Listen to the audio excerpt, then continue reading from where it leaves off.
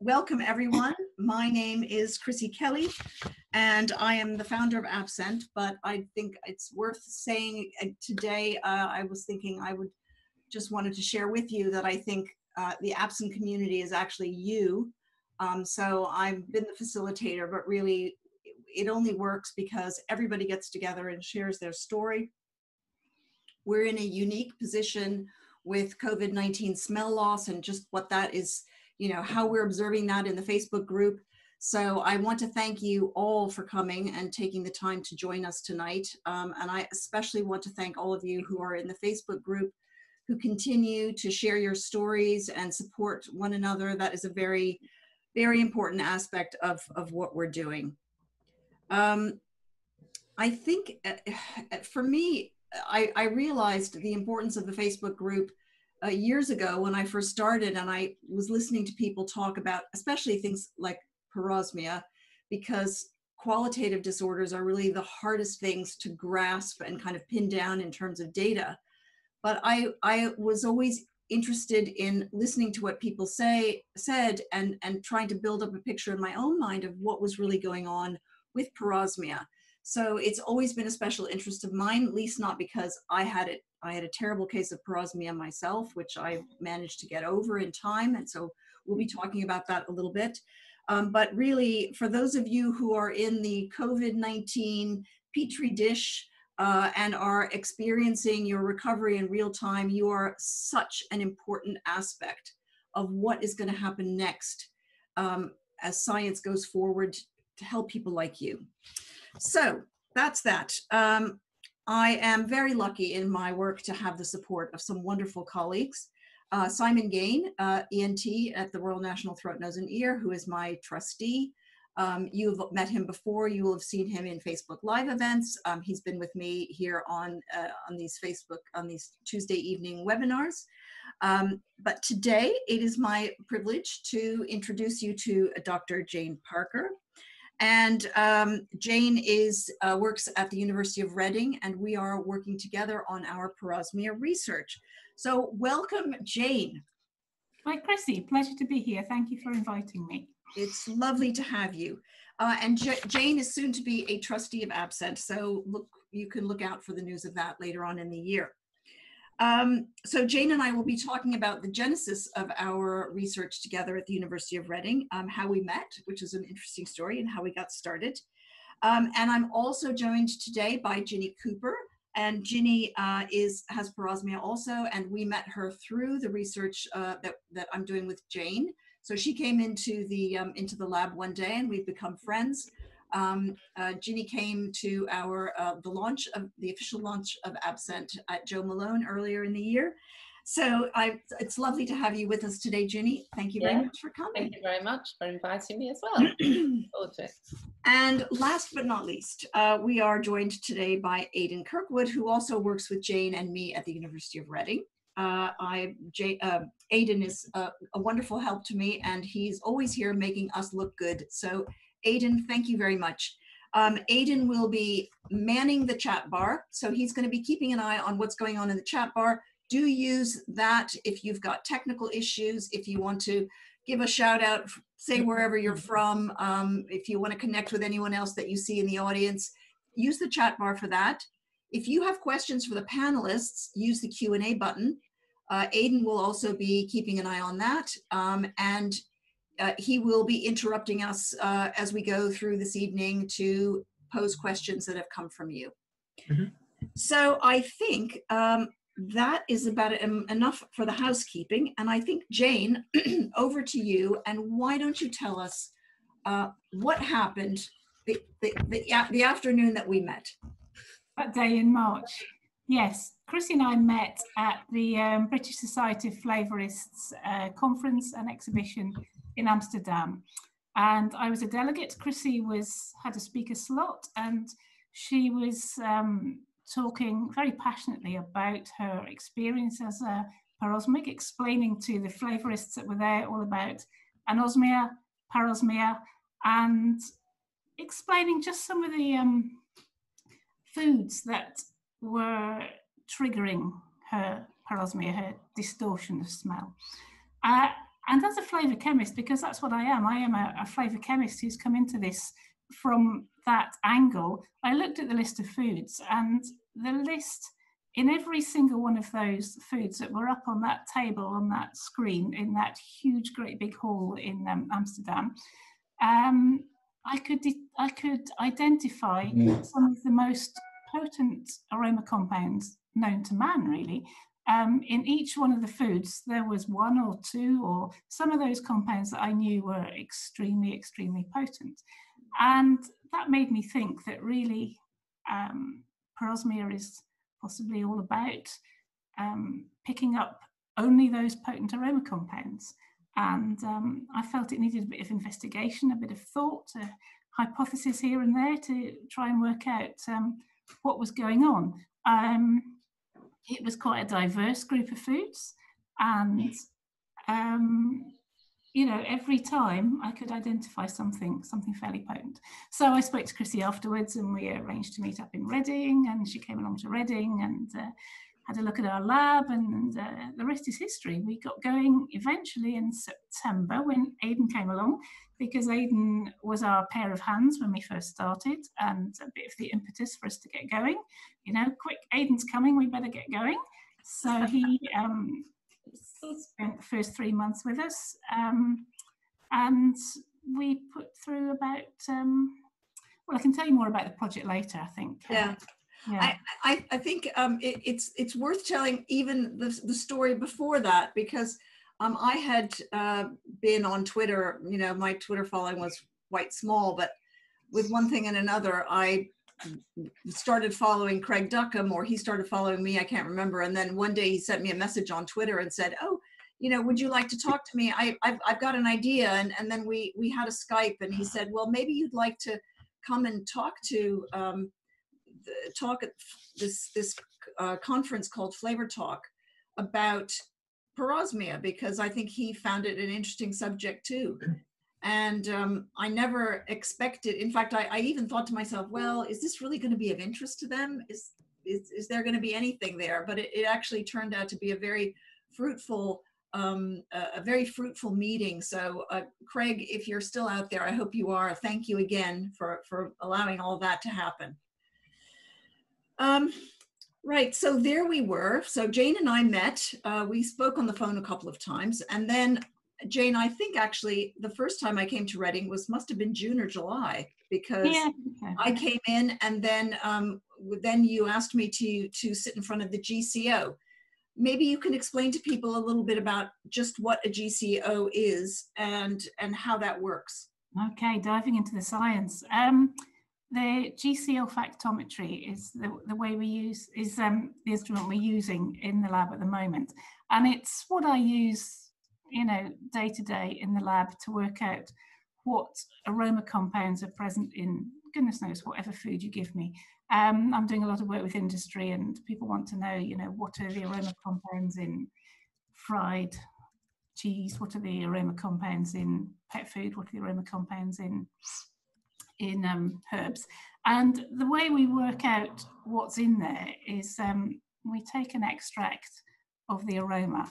So this is what's the smell that you get when you stick your nose, for example, over a cup of coffee. It's what's in the headspace.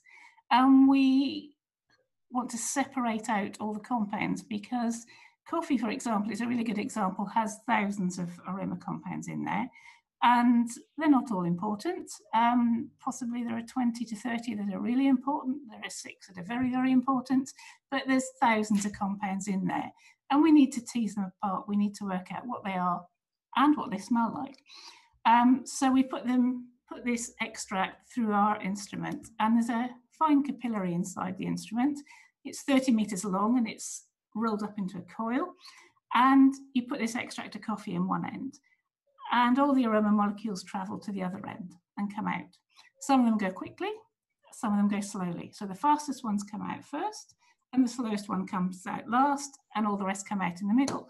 So what you're essentially doing is each of these aroma compounds is coming out at the end of the GC, all separated from all the rest of them. Now, the thing about aroma compounds is that we can put a sophisticated instrument on the end of that GC to tell us what's there. But these instruments are not powerful enough. For some of these compounds, we need the human nose. So we stick the nose, well, we put a human being on the end. And that's what I spend a lot of my time doing, is sniffing what comes out the end of this GC. But what we decided to do with the panelists, or the volunteers, for the Porosmic volunteers, was to put them on the end just to see what they could smell. So we know that there are hundreds of compounds in coffee, and if somebody with a normal sense of smell sits on the end of the GCO, they'll get something like maybe 50 to 100 different aroma compounds, different smells coming off. One every few seconds you'll get an aroma coming off. So what do Porosmics smell if you put them on the end? And it was fascinating, because what they did smell were the compounds that I had suspected were going to be the problem in coffee, because there are these compounds that are so potent that you only need a tiny amount there to actually perceive them. And we're talking 1 part in 10 to the 14. Now that's difficult to imagine. It's like a tiny drop of oil going into a Olympic-sized swimming pool, and the whole pool smells of gravy. So they're that potent. And indeed, these were the ones that the Porosmics were picking up. Interestingly, the other important thing is the fact that we would describe them as meaty or coffee. The Porosmics really didn't like these compounds at all. So these are the compounds that are causing the distortions. And there was some difficulty in actually describing them, because I think from what I understand is that the aroma you get is something that you've never smelt before. So you can't relate it to an orange or relate it to coffee. It's something that you can barely describe. So everybody, all the Porosmics really struggle. We got words like sewage and fecal and burnt coffee and coffee that's been on the stove all day and rotten. Electrics, rotten. And one that came up quite frequently was dirty. And I think that was just a very polite way of saying something that was really one of those really nasty smells that we don't talk about. So, and this was quite consistent. Everybody picked up the same one compound in coffee, but there were others. So, Ginny, I hope you don't mind, but if I just mention you, because you did it, and you smelt quite a lot, because you were quite a long way along your Porosmia journey, your recovery, and you smelt quite a lot. So you smelt about 30 or 40 different compounds, which is really good going. And about 10 of those, you described them as new coffee. And new coffee for you was what coffee smells like now. You can't describe it. So you got 10 of these. So there are 10 compounds in that coffee that are sort of triggering Porosmia. Sorry, on a button. I was thinking one of the difficult things being a Porosmic is because we haven't always smelt these smells before, it's very hard to find a word to describe it. That's what I was struggling with. It was trying to liken it to another smell, but some of them are, you just haven't experienced them. I don't know if, I'm sure a lot of people will identify with that. You're trying to describe what it is, but you can't actually say, because I haven't got that word in my vocabulary. So you're trying to find something near enough, you know. And they're all quite diverse, but what we honed in on was this new coffee idea. I don't know who first coined it. It was probably one of the first volunteers said that's like new coffee. So we kind of asked panelists, you know, to identify the things that were triggering their Porosmia, and, you know, identify whether this was, you know, they might like to describe it as new coffee, if they, because we had to give some idea of words, because people would say, I can't describe it. And these smells come quite frequently, so you haven't got 5 minutes. No, these smells are coming at you, and if you're like Ginny, you're getting lots of them. You have to find the word quickly, and you'd be on to the next one. So we provided in advance some ideas of words that Normosmics, because of course we're doing this on the Normosmic people with normal smell function as well, because so we can compare the two. So we gave people some words to look at so you had an idea, because it's an incredibly hard thing to do. Even if you've got a normal sense of smell, the first time you do it is really quite hard. I think it would have been very difficult to do it without some help with some words. Yeah, describe. Yeah. So we asked people 3 things really. We wanted to know whether they could smell it and what it smelled like, how intense it was, and really was it pleasant or unpleasant. So from that we've got a set of words from parosmics and a set of words from normosmics. The normosmics have got a long list, the parosmics have got a short list. Some of them, didn't smell anything. And my heart really goes out to those people that came and did it for us, and sat through the whole day with very little sense of smell. So if you're one of those people, thank you very much, for coming and doing a whole day when you really didn't smell very much. But the good news is once you start smelling things, you're likely to be on the route to recovery, because the typical pattern is that you lose your sense of smell either post-viral or post-injury, accident, brain injury, brain trauma. And you start off with no sense of smell. And within a few months, I think it starts to come back, but this is when the parosmia kicks in. So it's coming back. So we've got an idea that the olfactory neurons are growing back, recovering from the onslaught of the infection that you've had. And they're just coming back, but they're not all back. There's only some of them that are back, and they're giving you this distortion. I think it's important to jump in here and say that, most of the doctors that I talk to, and that it would include Simon and Claire, Professor Claire Hopkins, who appeared with me 2 weeks ago, most people seem to feel that parosmia is a good sign. It's a sign of regeneration.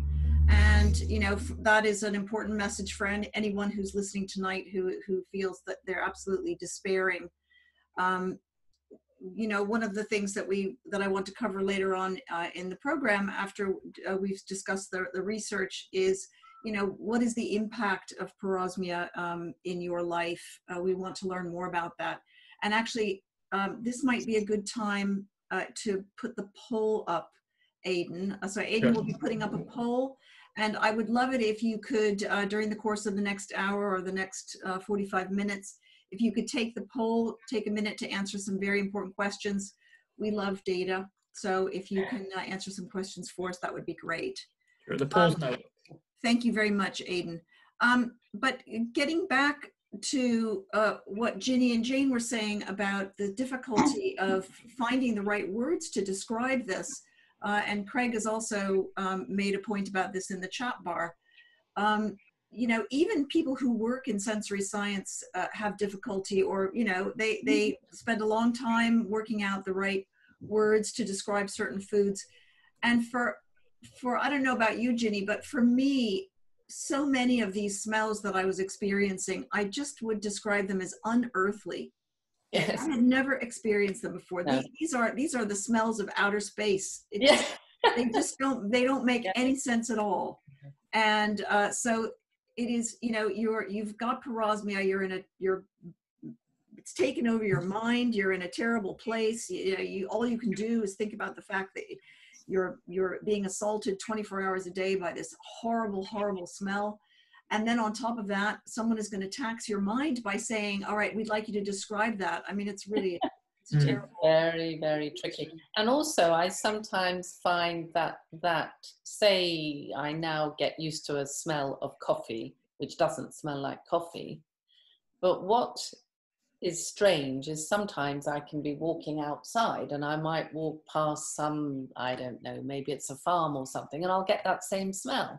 And I think, why am I getting that here? It's my smell of coffee, but that smell relates to other smells in nature, and that doesn't make sense either.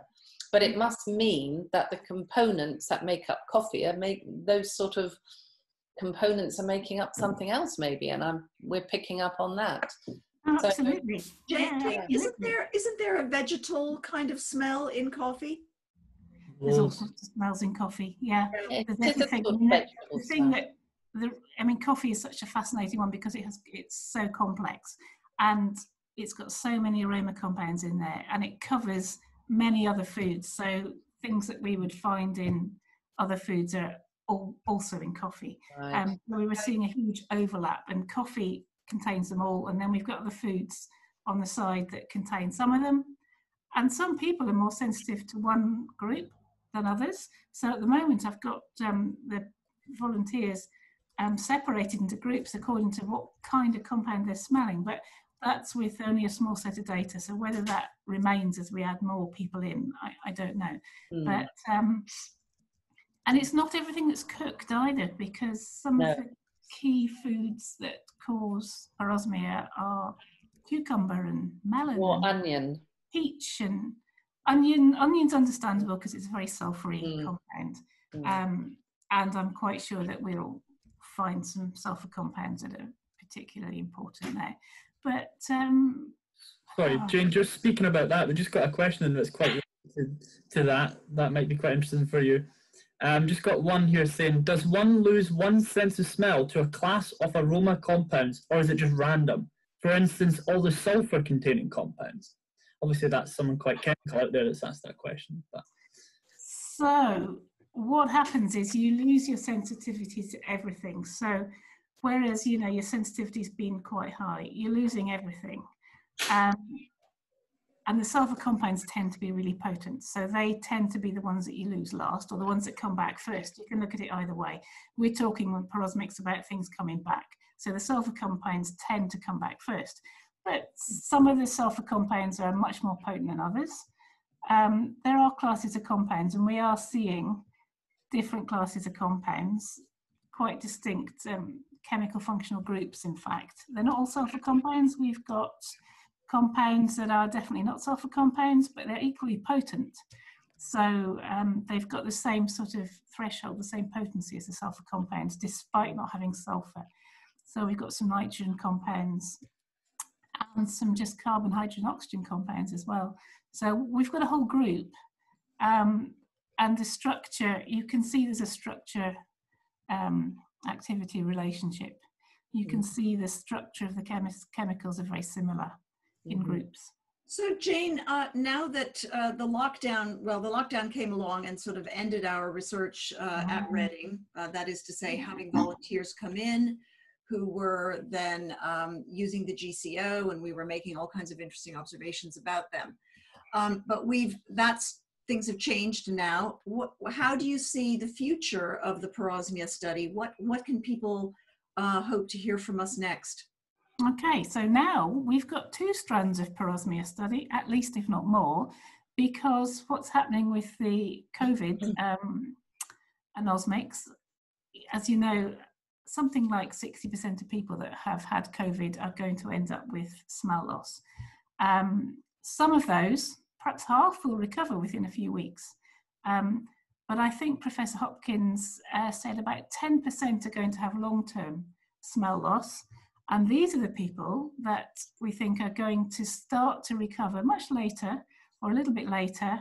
And the way that we anticipate the recovery happening, and in fact, we're already seeing in Facebook groups, is people reporting parosmia, reporting distorted aroma compounds from post-COVID parosmia. Now, there are some subtle differences between the journey for the post-COVID parosmics and the others like Ginny, who became parosmic anosmic through other viral infections. So one of the interesting things is to look and see if there's any difference in what foods and what aroma compounds are triggers. We don't think there'll be a difference, but I think we would like to check that. So we've got a number of studies going at the moment, but we've had about 20 people like Ginny come through who are parosmics. We've had about 20 normosmics coming through, some of them experts, but we really want to get a cohort of parosmics through as well.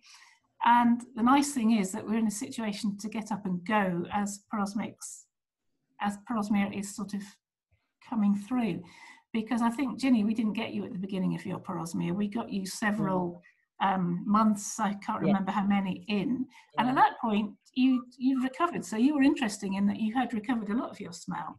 So you were fascinating because you had 35 aroma compounds we could look at. But I think we want to start by looking at the new parosmics as this sense of smell is coming back. If we can get COVID and still non-COVID related parosmics coming through, we would really like to see whether it's the same foods. And it's all part of a bigger study in determining, you know, we've looked at 20 people. It's a relatively small number because people's sense of smell varies quite a lot anyway.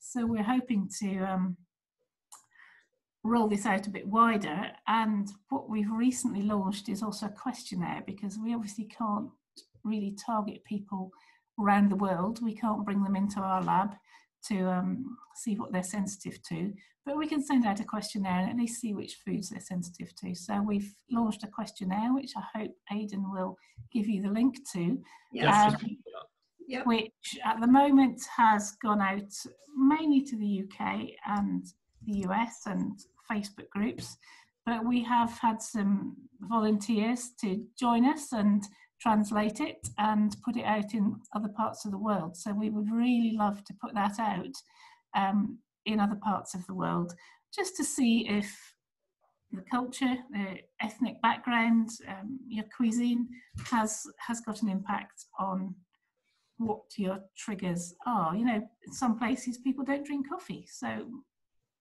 you know, what are their triggers? Probably the same things, but we'd like to check that out. So there's a survey gone out, which is looking at what foods are important. And from that, we're going to go through the foods at Reading and identify what the aroma compounds are that tend to be causing the problem. And from there, we've got big plans to go forward and try and work out what's going on in the olfactory epithelium. And you know, I was wondering if it's is COVID, is what's going on causatively, is it different to some of us who've lost our sense of smell through another virus? I mean, is that another research thing, or are we assuming it's the same? That is a that's a big question. I think we can, you know, most of the advice that's given now to patients is based on what we understand about post-viral smell loss in the pre-COVID period. And all that is, you know, that's all well-established information. What we are seeing are some slightly different trends in recovery within the Facebook group.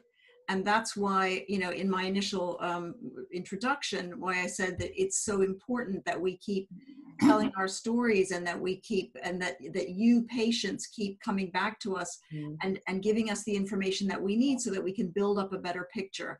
I think it's likely that there might be two subgroups within the sort of recovery pattern, let's put it that way. And we won't know the answers to those questions immediately. You know, if you want to know what the latest information is, you've just got to listen into what's happening to in the Facebook group, and that's where we're seeing some really interesting differences. Gosh, so much going on Facebook. It is. I mean, as it's tragic, of course, for everyone who's experiencing it, but it's very exciting in terms of what we can find out. And just following on from what you said, Jane, you know, we are hopefully going to be joining together with some other researchers in other countries. So we've got Puya with us tonight from Italy, from Naso Sano, and we have Hamid Bagheri, who is also representing a large patient group with Suri. Suri, forgive me for not remembering your last name. I can't scroll down. But anyway, that we have partners in other countries, and we're hoping to share our survey with them and get as much information from all of you who are suffering so that we can find ways to help you. Yeah, and Jane, after that, we're going to reach for the stars. What will happen? I mean, once the lab reopens, of course, that begins a whole new phase. And I do hope that if any of you out there are within striking distance of Reading, which is just west of London, you will consider letting us know and joining us as a volunteer, that of course would be wonderful. So so there will be lots happening. And I don't think we've ever had a volunteer come in who didn't really just love their day. Well, I mean, what was it like, Ginny? Did you enjoyed it? I'm sure you did. Well, I was like a bit of attention, you know, but no, honestly, it was so interesting. And I think the thing is, when you're parosmic, when you can smell something, it doesn't always smell true. Yes. But actually, I was quite heartened after that, because even though I smelled things and they didn't smell true, I could smell something. And what I will say to other prosmics, I'm 1.5 years since I lost mine, but it does get a bit better. And there is hope. There's definitely hope. You're in shock and you don't know what's happened in the beginning. You're in a sort of horrible little world where you just feel cut off and you feel like you've stepped out of the world and you're trying to step back in. It's unbelievable. You don't know what you've got till it's gone. But slowly, and I think it is very, very, very slow, the recovery, but things do change. My son was mowing the grass the other day, and 1 year ago I couldn't smell grass, but I said, oh my goodness, I can smell, you know, and it was smelling a little bit more true. Very, very slowly things starting to smell true. I mean, I'm not sure it'll come back 100%. I'm sort of accepting that, but I'm glad of anything really. And honestly, the smell training has really helped. Yeah, that's one of the questions we just got. Yeah, the smell I did it. I mean, this sounds like past tense, but I did it religiously every day, several times a day for 4 months. And then, yes, it went off a little bit, but then I came back to it. They're by my bed. And I do tap in and out of it. And I honestly do think it has made a difference. And I think just smelling anything, I open the cupboards and just smell everything I can. Yes, Everything. absolutely. Yeah. I think that, you know, and whenever I talk about smell training in this session, or if I'm speaking individually to someone, I always remind them that smell training with the jars or whatever method it is that you use is really there as a reminder to get you back into the habit of always interrogating your environment for smell. Yes. And that's something that you very quickly stop doing when you've lost your sense of smell, and you really need to keep that alive. You want to keep, you just want to sort of always have that urge to smell something and look for a smell in it. Yes. So do smell everything all the time. I mean, that is just so important. Very important. I'm very lucky. I've got a couple of really good friends who obviously know what I'm going through or been through, and they ring me and say, please, if you can come round today, I've got a honeysuckle growing outside the house and I want to know if you can smell it, which is so lovely, because, you know, I think they don't have to be bothered with it, but they are bothered. And they say, can you smell it? Can you smell it? And so they all want to help you. So yes, just go with anything and everybody that asks you to smell something. Have a go. And it works. Yeah. We know it works. It's been proven. Yes. Yeah. And I'm sure it does kickstart something. I think the brain, we don't know enough about the brain, do we? But maybe we're sending these messages that are saying, yeah, you know, we're switching something on to help you smell this again. We've got to keep sending those messages, really. I'm not scientific at all, so I can't talk the science talk, but I will be having as a guest, I'll mention this just at the end of the program, but I will be having Jonas Olofsson, who will be talking to me about what happens to the brain when we smell train. And that will be coming up in August. So I think that will be a really interesting one. That will be. Yeah, because definitely something happens there. I mean, there are some spin-offs, some positive spin-offs from this. I really do think I appreciate certain things in my life so much more. Agreed. It's funny, I'm so grateful for other things that I once took for granted. Because you do lose something people don't understand until it happens to them, but it does make you much more grateful for other things. And that helps actually to remain positive. And positivity is a big key, I think. Hope and positivity. One of the things that I noticed so much about the we have within the Facebook, absent Facebook community, we now have a small parosmia group. And that's kind of a second spin-off of the COVID-19 group, which I was just looking at some numbers before I came on air. The COVID-19 absent group has now overtaken the original group in terms of numbers. Wow. And just to give you an idea of how active the COVID-19 group is, in the last 28 days, there have been 625 posts. Wow. 7,183 individual comments, and 9,229 reactions. So that's likes and, you know, laughing and all that sort of thing. That is a lot of conversation going on. And there are many people in that group who feel distraught, isolated, like nobody understands them. They are in family units, you know, mothers with young children who have to prepare food.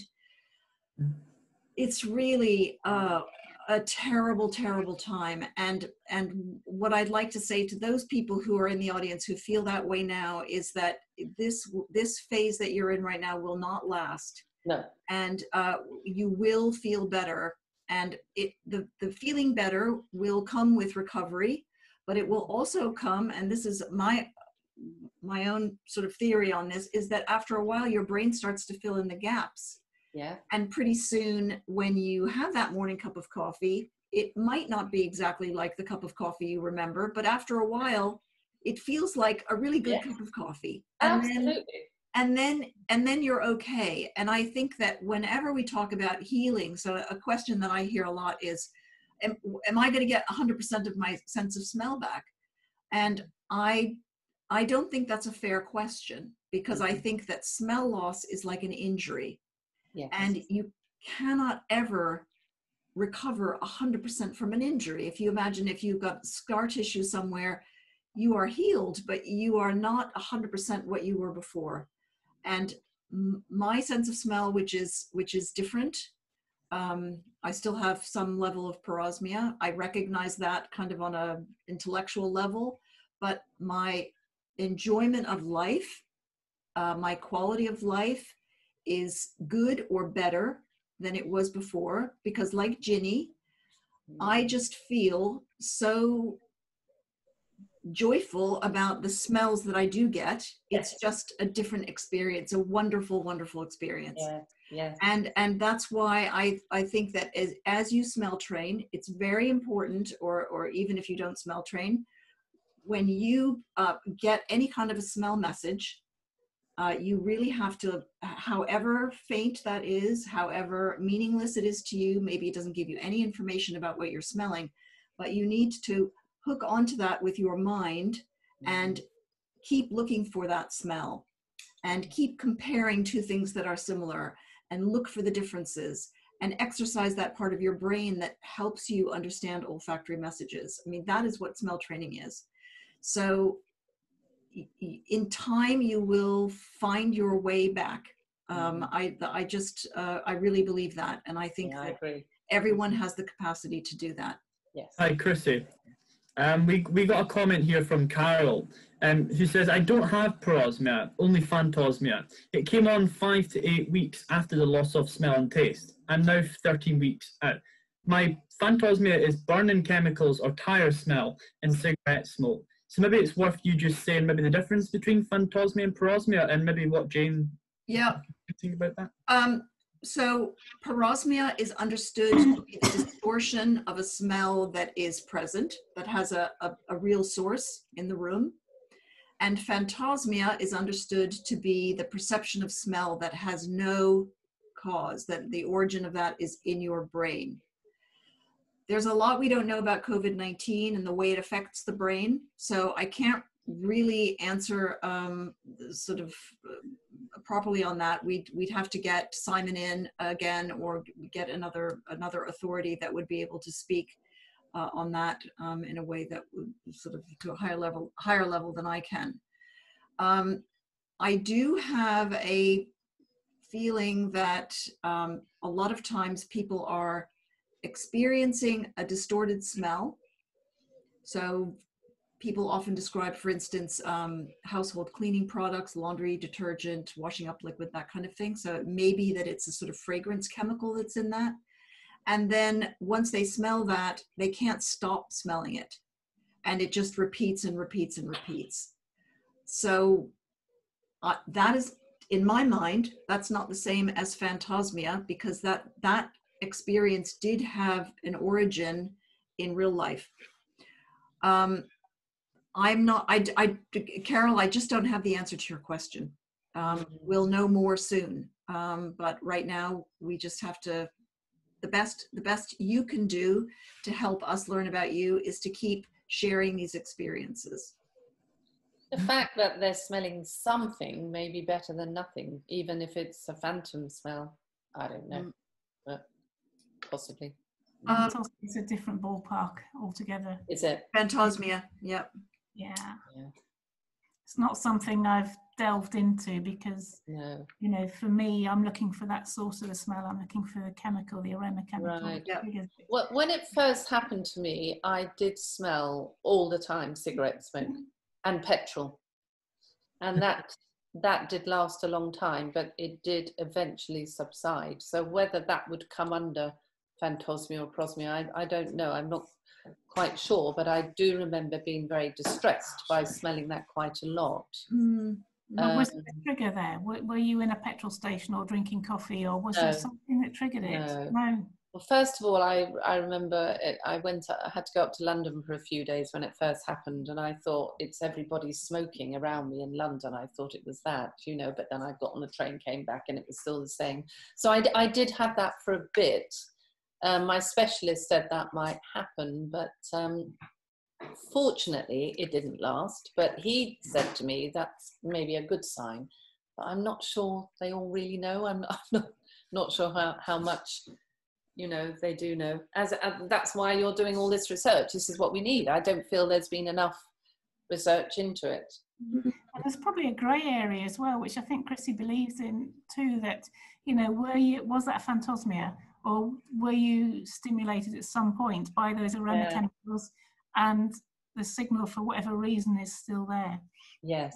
So perhaps there was an original signal and you just can't get rid of it, which is different from, or maybe it isn't different. Maybe there's always a signal in phantosmia, but we don't, phantosmia is very different. Yeah. But I think there's probably a bit of a grey area. Yeah. We've got a question from Craig. Craig Duck, I'm just asking, is short-term smell loss unusual? Loss of sense of smell from typical blocked nose. I mean, yeah, people lose their sense of smell all the time for a variety of reasons. You know, most of the time we don't hear about that, and that's an important point to raise. That before COVID-19, before people knew, before the word anosmia was in common parlance, you know, people would have a cold and then they would recover and they would have a stuffy nose and then that would clear up and they would think, oh, I've lost my sense of smell. And then, you know, it might come back in a couple of weeks, and then those people never became part of the statistics because they maybe weren't even aware that such things happened. But now, of course, somebody loses their sense of smell. And I must say, with COVID-19, smell loss can be dramatically sudden from hour to hour. When that happens, people have heard that there's this thing called anosmia. They go straight to Facebook and they join the group. I mean, I have people coming in who say, I lost my sense of smell yesterday. Well, that would have never happened before. I mean, most of the people that joined my Facebook group would come in couple of months, years after they lost their sense of smell. So what we're seeing now is a completely different picture, and it's hard for us to understand the numbers because there are a lot of people affected who are invisible in the statistics. So that's a difficult question to answer, Craig. But I mean, it is quite common to lose your sense of smell. We have got some ideas as to why some people might have short-term and some people might have long-term, because we're starting to understand the mechanisms. And the short-term loss, we believe, is just the olfactory nerves aren't actually damaged. There's just inflammation around them. There's mucus. they're a bit blocked. You can't get to them. It's kind of a physical blocking. So once your infection, and particularly COVID, subsides, then the aroma molecules can get back to that olfactory nerve because, you know, it's still undamaged. So that happens equally quickly. As soon as the infection goes away, bang, you can smell again. But with COVID-19, there are, and I think Professor Hopkins was saying about 10% of people who have a long term. And we've got some of the theories about, and perhaps next time Simon's on, he can expand on these, but it's a little bit of splashback. He describes it as splashback from the infection. So the infection will have a bit of a push on to the olfactory nerve, and in severe cases, the olfactory nerve will actually get damaged. So once the infection subsides, okay, it's not blocked anymore, but at that point, you've lost your olfactory neurons. They're damaged, they need to repair and regrow, and that's what takes the time. And that's when you start getting parosmia, because as they grow, you get a distorted smell because you only get the horrible ones coming back first. Gradually, you'll get some better ones coming back, and you've got this distortion. So there's lots of things going on. But Craig, yeah, we think the short term is physical, and the longer term is sensory neural. Interesting. I don't know. I know nobody knows the answer to this question, but I'm asking a question that I think a lot of parosmics who have already been parosmic from not COVID, something else, that if they were to contract COVID-19, would that affect them in a worse way? Do you know what I mean? I mean, we don't know the answer, I suppose, but I think it's something you worry about if you've gone through a bit of a recovery and then you get COVID. Yes. I think it's just one of those things we don't know. But I have seen that come up on Facebook quite a bit, that question. Yep. And unfortunately, I know I'm asking a question I know the answer isn't out there. But yeah. And the other thing is that if you're an osmic, you won't notice your sudden loss of smell, because there's something like 16% of the people that get COVID have no other symptoms. And if you've already got anosmia, you won't even notice that you've lost your sense of smell. So those people will be out there not realizing that. So yeah. Interesting. Yeah. I'm not suggesting, you know, that's a big thing to worry about, but it's... No, it's certainly made your work expand ridiculously, hasn't it? But before and after COVID, I mean, it's incredible. And we're just at the beginning of a big spike, I think, because hopefully we've got some people coming to Reading to help us out. And you know, once we've got the surveys out, we've got further plans for other surveys and other ways of getting people to sniff different compounds. So brilliant. There's a lot to be done. Yeah. And it's just you, Jane, and Chrissy and Aidan. Well, we've got other colleagues who are working on this with us. So I mentioned my trustee, Simon Gain. Oh, of course. And then Professor Barry Smith from the School of Advanced Study, the Centre for the Senses at the University of London.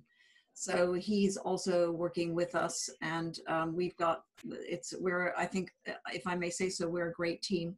Yes. And you are. I know you are. I think we will you know, have some interesting findings. Of course, in all this research, I work with other scientists at the GCCR, and I think the scientists are always very focused on the disease and the mechanisms and what's happening in the body and the olfactory epithelium. But for me, it's really about the people whose lives are blighted by this. And one of the things that I'm trying to do is put together a list of tips and strategies for coping with food. How do you manage? How do you get around the anxiety? How do you help yourself? And that, I think, is probably the most pressing need right now. Yeah. So, you know, just a couple of things that I would like to say, you know, to all of you right now who are really suffering, is that you, in this period of great anxiety, it's really important that you try and find a way to separate your physical experience from your emotional experience, and letting your emotions overtake you and getting all wound up and frightened and imagining awful scenarios where in your life you'll never smell anything again. That's not going to help you. No. And one of the things that I think is very interesting about smell training is that there is a mindfulness aspect to it, which is very, very helpful.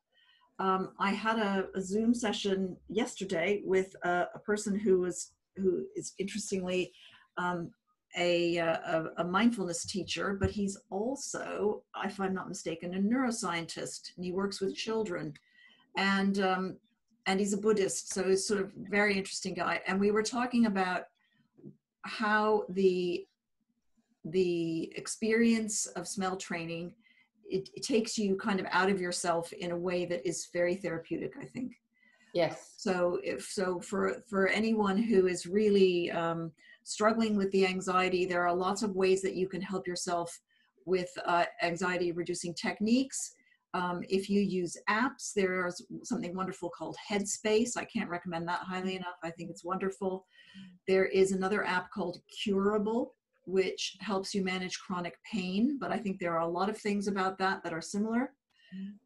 So those are two things that I'd recommend. But also little things like learning how to avoid your trigger foods. I remember once a woman posted a photograph in the original Absent group. She posted a photograph of her breakfast, and it was coffee, it was bacon, it was fried eggs, it was toast, it was roast, it was fried potatoes. And I looked at this and I just thought, oh no, it's just nightmare foods. Yeah. Every one of them on a plate. They are in the beginning. Oh, dearie me. And I thought, if people could understand what the triggers were and avoid them, they would make their lives so much simpler. Absolutely. Another tip Ginny, did you find this, that foods that were room temperature or cool were easier to tolerate than hot food? That's an interesting question. I'm not sure. When you were talking about the breakfast just then, every single one of those foods was a problem. Bacon actually didn't taste so bad as it smelled, which was very strange. It's the cooking of the bacon. Oh. It smells like burning plastic to me. But anyway, what I have found, I honestly don't know actually the difference between cold and hot. But what I did find was, after the shock subsided, the first bite was always a shock of what I was eating, because you still have the memory of what it used to taste like, and it didn't taste the same. But once I got past that first bite, I found I was able to enjoy the food more. Yeah. Because it's just a different flavor now. Yeah. And that's what really got me for a long time. I used to just say, oh, I can't eat with you all, I'm going to eat upstairs, because I couldn't actually tolerate when my husband would say, oh, this is delicious, isn't it? I wanted to hit him, and say, you can't say that in front of me. And then I realized it's not his problem, this is my problem.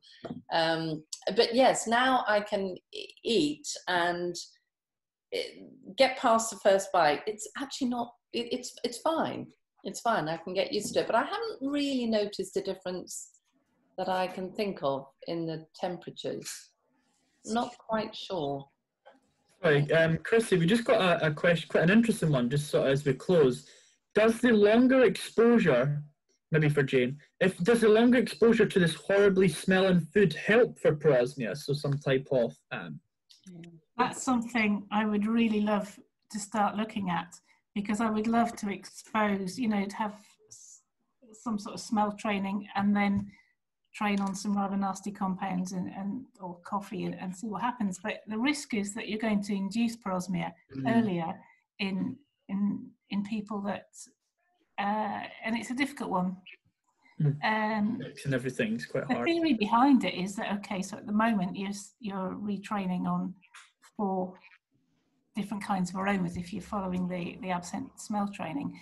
And what happens if you expand that? And I don't think there's any direct comparison out there in the literature. I know that they've done an experiment where they've surrounded people with lots of different smells and seen if they recover as fast, because they were looking to see if you're out in the country or out in different environments, is that as good as sniffing jars? And they found that you recovered as well. But I don't think anybody's tried doing that, and it's something I would really like to try. We have to approach it with care, because the aroma compounds in coffee, the aroma compounds in coffee are very different to what's in the smell training jars. Very, very different. None of the highly potent, nasty compounds are in those jars, which is why they're ideal for smell training, because you want to encourage people to smell train. You want them to do it twice a day for however long it is, for 12 weeks, 16 weeks. And if you're giving them something that smells horrible, you know, the incentive's not there either. So, and if it really does trigger parosmia, yeah, they're just going to quit. So it's something that's fascinating, because if you expose people to more aroma compounds, more of the olfactory nerves might grow back quicker. It might be good, but a difficult one to do. We'd love to find a way. We've got plans, but they're only tentative at the moment. Jane, can I just ask you, how much of what we taste comes through smell? What percentage? I don't know. There are numbers out there, but I don't know. With some senses on the tongue, don't we? Yes, you use your sense of true taste, which is gustation, that's salty, sweet, sour, bitter, and umami. And then you have olfaction, and then those two things combining together give you a sense of flavor. All flavors, right? I mean, there are, yeah, as Jane says, there are numbers, but I think numbers, and I can't remember recently that 30% of your overall flavor came from smell and 30% came from taste. But I have heard some people individual as well. Yeah, I have heard a couple of people say that I can taste fine, but I can't smell, and I didn't know that could be possible. That's interesting. And before COVID-19, I would have said, well, that's because perhaps they don't understand what true taste is. Yes. However, I've heard enough people say this who seem fully aware of the concept of retronasal olfaction. And I'm beginning to think that it's possible that there is some sort of blockage, that they are able to experience retronasal olfaction, but not orthonasal olfaction. Again, I don't know what would be behind that, or whether that could be proven. So we'll have to wait and see on that one. It just shows what a big subject it is. Yeah. So and the English language doesn't make it much any easier, because people think when they say taste, I can taste my food. You know, it's not what we consider taste, and so you have to pick this to bits. But so we're getting to the top of the hour. I just wanted to remind you that over the next couple of weeks, we will be, or every other week now, we'll be meeting again at this time. And coming up on the 7th of July, I will be in conversation with some COVID-19 patients, just talking about their experiences.